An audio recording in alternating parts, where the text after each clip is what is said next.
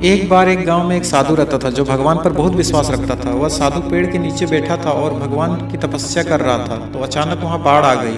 चारों तरफ पानी ही पानी। सब लोग अपने आप को बचाने के लिए ऊपर पहाड़ की तरफ भागने लगे।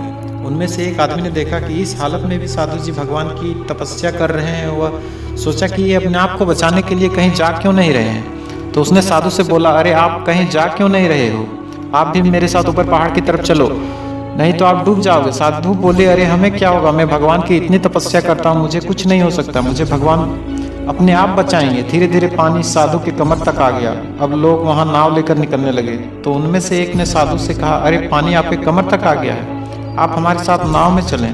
तो साधु ने कहा कि नहीं नहीं, भगवान मुझे अपने आप बचाने आएंगे। और वह नाव भी वहाँ से निकल गया। कुछ देर बाद पानी इतना बढ़ गया कि साधु के सर तक पहुँच गया और अब लोगों को बचाने के लिए हेलीकॉप्टर निकलने लगे। एक हेलीकॉप्टर साधु के पास आया जो कि आखिरी हेलीकॉप्टर था।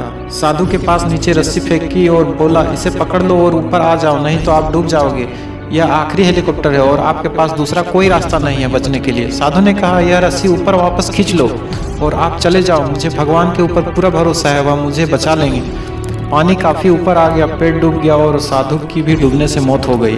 मरने के बाद साधु भगवान के पास गया और बोला, हे भगवान, मैंने पूरी जिंदगी आपकी तपस्या की, मेरा सारा जीवन आपकी आराधना करने में लगा दिया, फिर भी इतने भरोसे के साथ इंतजार किया कि तुम मुझे बचाने आओगे, लेकिन वहाँ मेरी डूबकर मौत हो गई और तुम नहीं आए, ऐसा क्यों? भगवान बोले, मूर्ख इंसान, एक नहीं 3 बार आया था, तीनों बार मैं ही था, पहला पैदल, दूसरा नाव के द्वारा, तीसरा हेलीकॉप्टर के द्वारा, लेकिन तुमने मेरा एक भी अवसर पहचाना नहीं।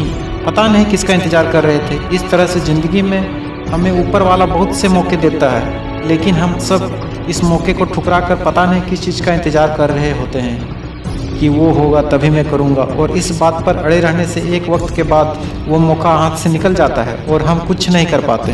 तो किसी भी अच्छे समय का इंतजार मत करो, जो भी करना है आज और अभी से ही शुरू कर दो।